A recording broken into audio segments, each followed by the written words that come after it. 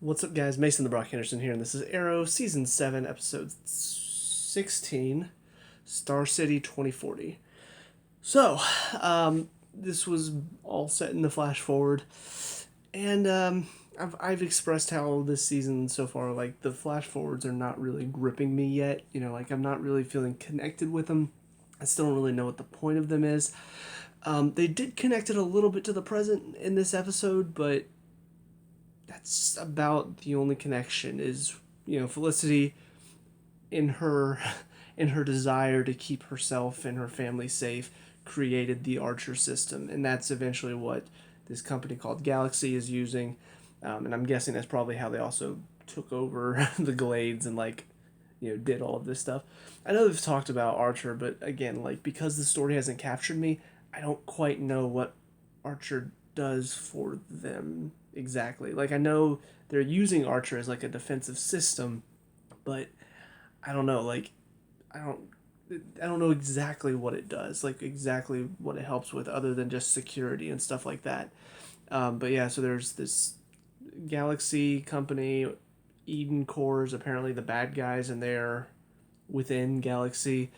Um, but yeah, I mean, all this episode is just about going and finding Felicity and stopping the bombs that were supposed to destroy Star City. That's pretty much it. Like, they do touch on why Mia and Felicity's relationship is so strained. The fact that she lied to her for so long about like what she was doing behind her back and all that stuff. So I mean, I'm glad that they did touch on that, but again, I don't really know why they're showing us a flash forward in the first place. Like, we see all these people that we know are going to survive now. So yeah, I don't know. It's also weird that apparently they didn't tell anybody. Like, I knew they were hiding the fact that she is pregnant now, but the fact that they hid the fact that she had a baby at all, a little surprising. Just curious to find out why they decided not to tell the team and decided to keep Mia away from everyone. I guess we'll find that out because I mean, it's happening in 9 months, so probably not this season. Probably during next season, which is actually the last season. So I don't know. I'll be curious to find out why they didn't tell anyone.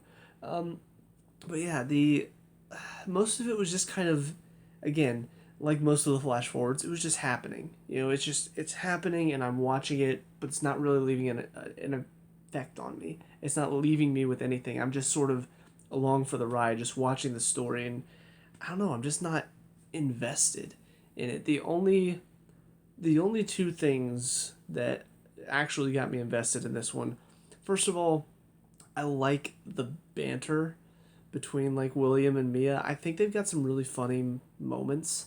And honestly, the banter for the most part was okay, but some of their banter, like at the beginning of the episode before they all get together, I don't know.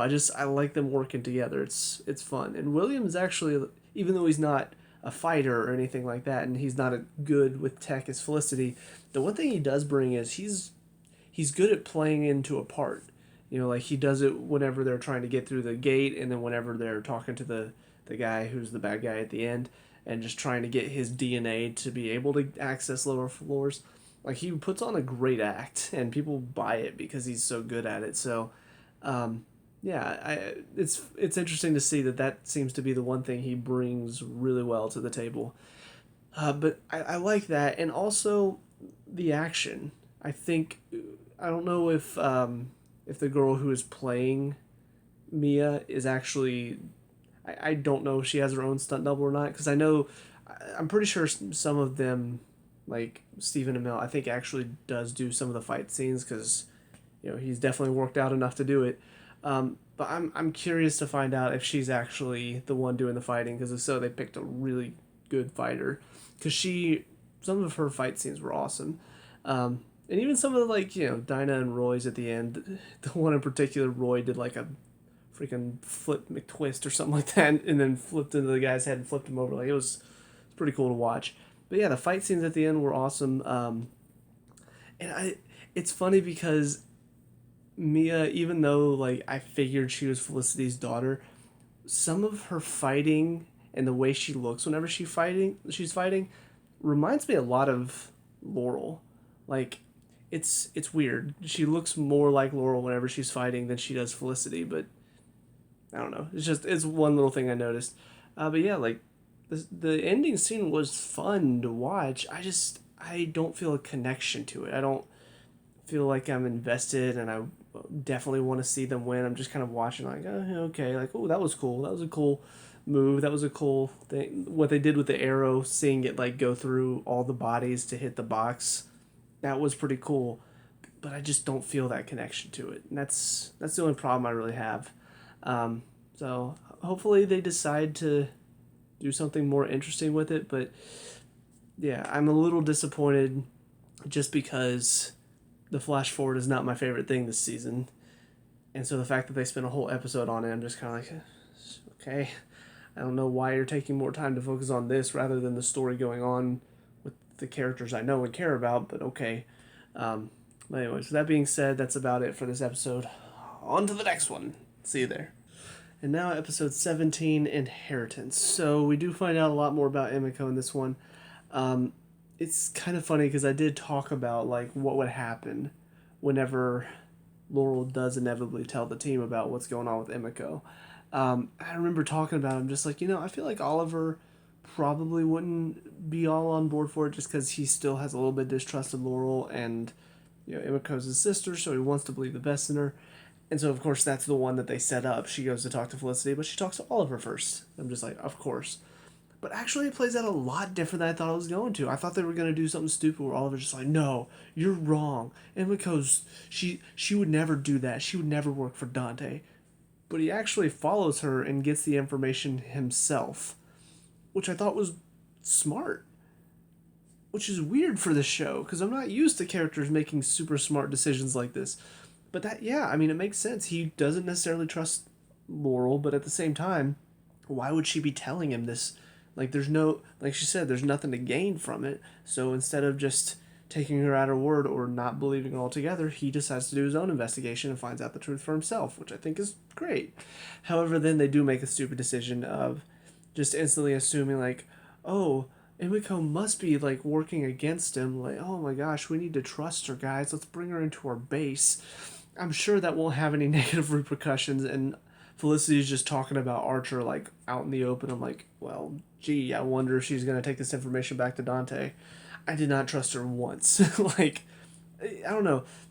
It's not necessarily, like, it wasn't necessarily anything in particular. I've just seen this show so many times, or not so many times.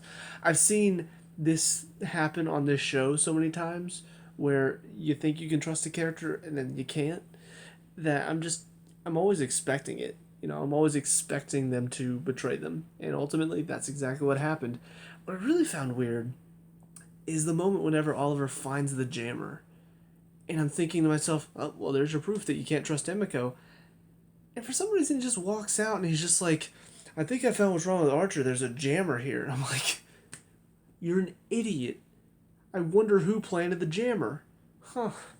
Could it be the one person that you brought in that was working for the bad guys? Nah, that wouldn't make any sense, right? I mean, it did lead to a pretty cool fight scene where both of them catch an arrow, like, back to back. It was pretty sweet. But I don't know, it was a weird decision. But ultimately, we do find out, more about Emiko's backstory, which I liked, getting to see her as a kid growing up, Robert Queen kind of shutting down her idea, which even furthered her hatred, and then we see that apparently she knew about the bomb that was being placed on the boat, which is pretty interesting. So I like getting to see all of that. And ultimately, I like the story that they're going with. It took them making the team dumb, which, I mean, Diggle was suspicious. He's like, be careful. But I don't know, the fact that they just let her right into their base so easily, it's just a little weird for me. I'm just like, I get the fact she's your sister, and yeah, maybe that was convincing, but I wouldn't let her on to all of your secrets like that, because there's still a chance she could be playing you, which she was. But yeah, so apparently, I don't know if she's the leader. Like, at first I thought she was working for Dante, but it looks more like Dante's working for her, which is interesting. I didn't expect that. So that was an interesting little tidbit they threw in at the end because she was all like, "You betrayed a direct order," and I'm like, "Oh wow, she's in charge." Okay. But Oliver still thinks he can change her, which I don't think is gonna happen.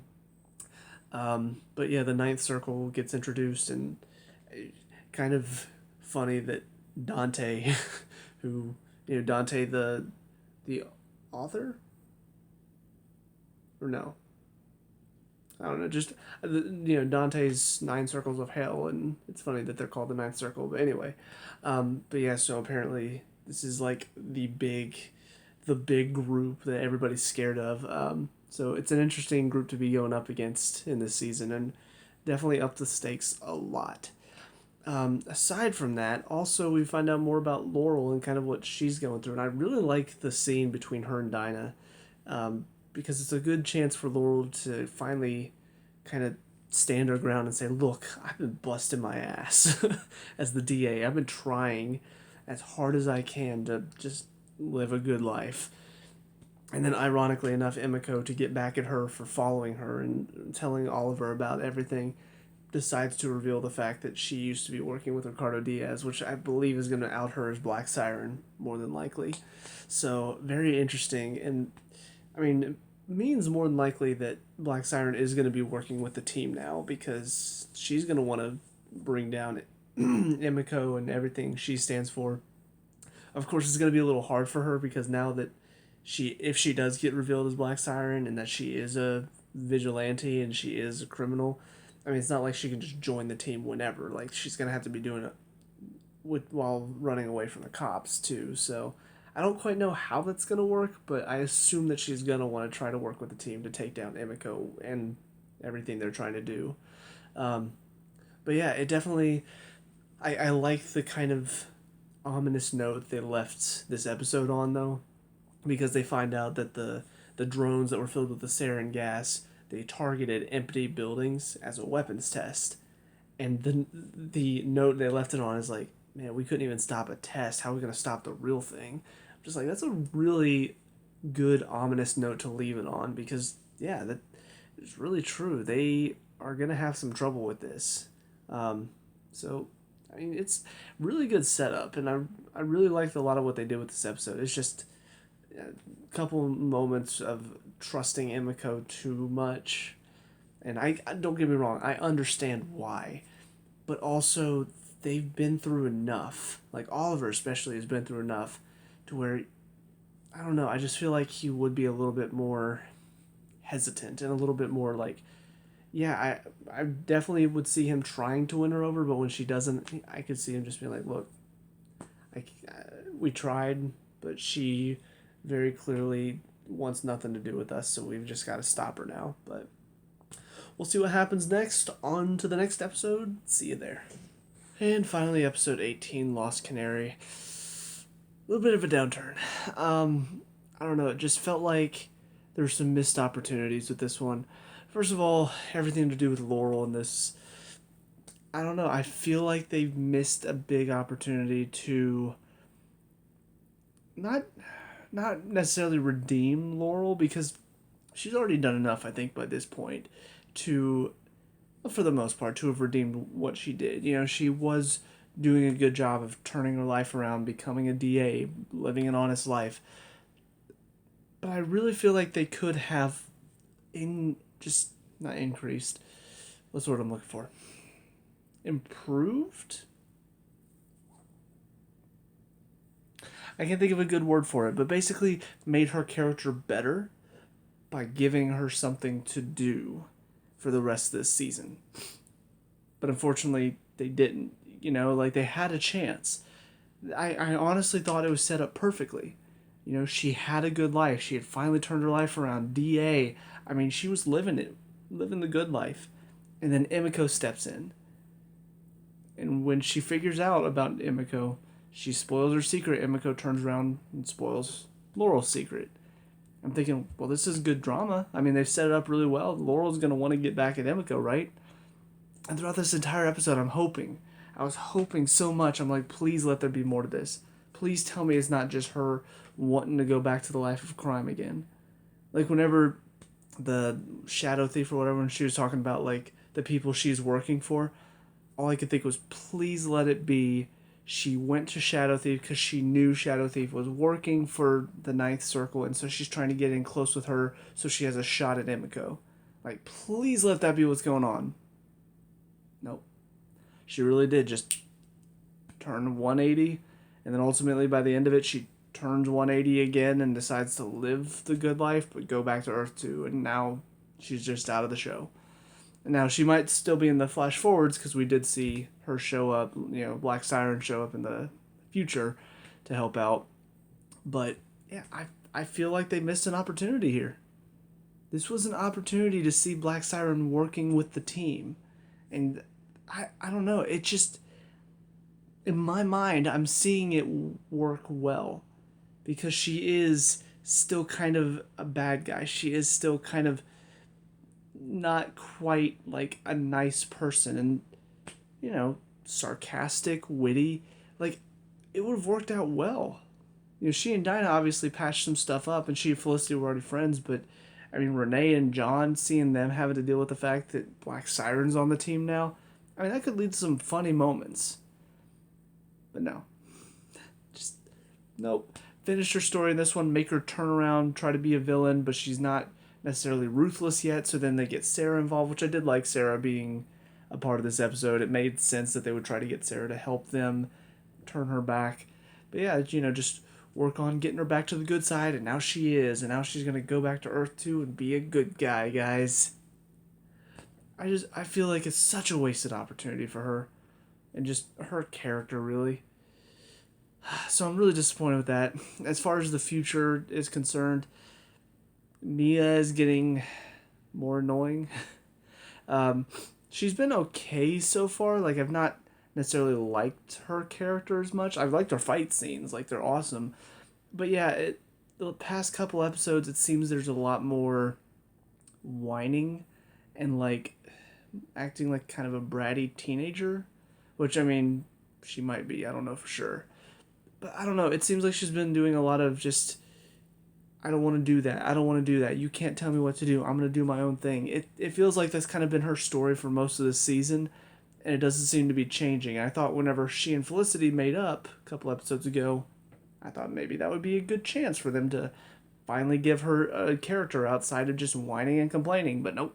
She's back to it again. Why are we taking the fight to them? I know they just decimated our forces and they have these robot-like things that are just tearing us apart. But yeah, let's take the fight to them while we're weakened. Why are we out there fighting? Let's see. Let's use our brains a little bit, why don't we? Because if you did, you all would die like that. Hello? I don't know. They just, kind of similar to what they did with Nora on The Flash, where she's very impulsive, but instead of Nora just being like a teenager who's like, oh, I'm gonna go do it, I'm gonna go do it, oh my gosh, I messed up, now I gotta fix my mistake. Instead of that, it's, I hate everybody, I'm so angry because nobody's listening to me, why isn't anybody listening to me and my point of view, I'm gonna go do what I want. Honestly, if she had been shot there, I would not have felt a thing. And that's the sad part about this flash forward thing, is I should care, but I don't. Like, when Laurel shows up to save her life, I don't really care. Whenever she decides to go out on her own, I don't really care. Whenever Dinah tries to convince her to not go out on who cares?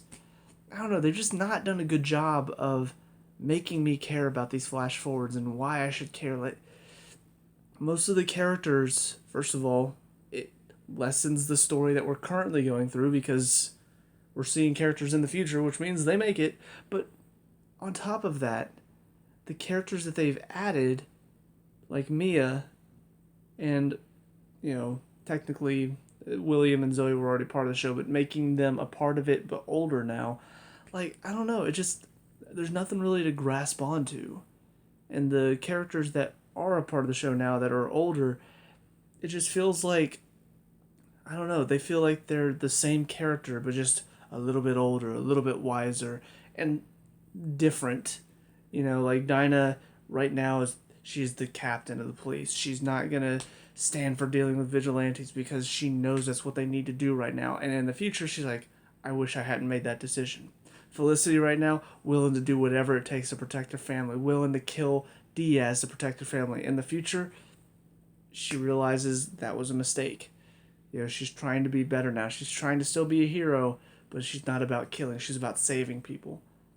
Renee, you know, he's a politician now, so I guess that's completely opposite of where he is. So I don't know, it feels like there's not much going on in the flash forwards. Now, the one interesting part of this episode, I will say, is the fact that Oliver and Diggle find out that the longbow hunters were the ones hired, or specifically the tall guy with the shield.